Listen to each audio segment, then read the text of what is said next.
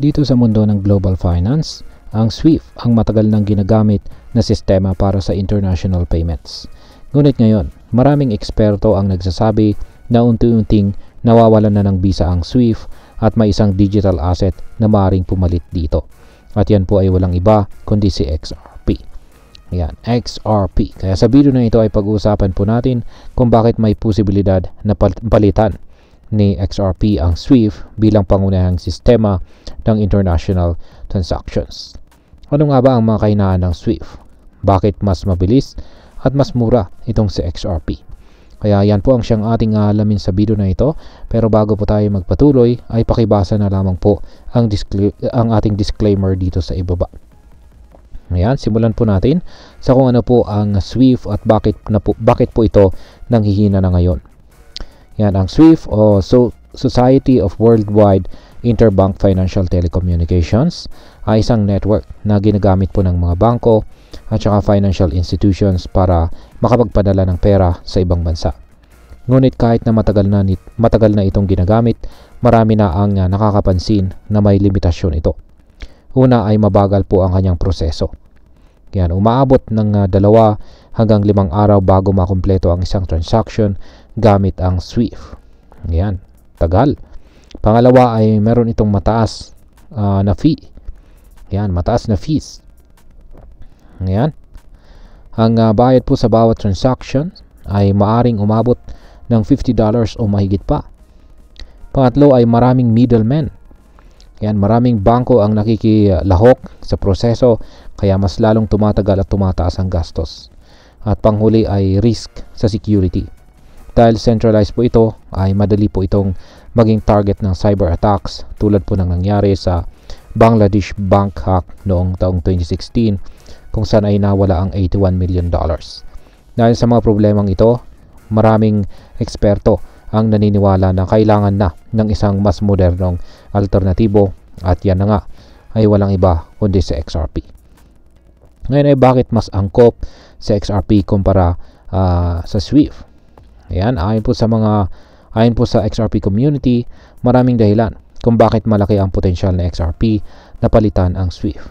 Kaya meron pong siyam na mga pangunahing dahilan kung bakit maaring mangyari ito. Una ay ang makabagong teknolohiya. Ang SWIFT ay isang lumang sistema na hindi na po sumasabay sa mabilis na pagbabago ng digital finance. Samantalang ang XRP Ledger ay binuo para sa hinaharap kung saan ay mas mabilis, mas mura at mas epektibo. Pangalawa ay decentralized at saka mas mabilis. Yan, hindi po tulad ng SWIFT na may napakaraming middlemen. Itong si XRP ay maaring mag-settle ng transactions sa 3 hanggang 5 segundo lamang. Yan. Pangatlo ay mas mababang transaction fees. Habang umaabot po ng $50 ang bayad sa SWIFT transactions, ang XRP ay may transaction cost na 3 0 digits 2 lamang. Halos libre na yan. At pang-apat ay ang mas mahusay na liquidity. Ayan, ang SWIFT ay nangangailangan po ng pre-funded accounts, kaya maraming kapital ang natatali sa dormant accounts. Kay XRP ay hindi ito kailangan dahil sa kanyang on-demand liquidity or ODL. At ang panghuli ay ang mas malawak na adoption. Yan, kahit na may 11,000 financial institutions ang SWIFT, mabilis na lumalawak po ang paggamit ng RippleNet na meron na pong higit sa 300 banking partners sa buong mundo. Yan, at pang-anim po pala ay ang regulatory advantage. Bagamat may kinakaharap po na kaso ang Ripple laban sa SEC, inaasahan na kapag nalutas ito, mas lalawak po ang paggamit ng XRP sa buong mundo. Yan, pang-pito ay ang ligtas at saka mas ligtas at secure. Dahil centralized ang XRP, ay mas mahirap po itong ma-hack o mapasok ng cyber criminals. At ang pang-8 ay ang patuloy po na development. Yan, habang ang SWIFT ay nag-upgrade ng kanilang sistema sa ISO 222 at saka GPI, marami ang naniniwala na ito ay panandali ang solusyon lamang. Samantala si XRP ay nagbibigay ng mas matagalang solusyon sa global payments.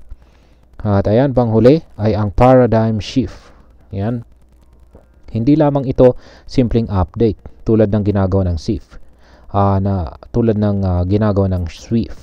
Kung isang malaking pagbabago sa paraan ng global, ito po ay isang malaking pagbabago sa paraan ng global transactions. Yan, sa lahat po ng benepisyong ito ay hindi po katakataka na maraming naniniwala na papalitan ni XRP ang SWIFT sa hinaharap.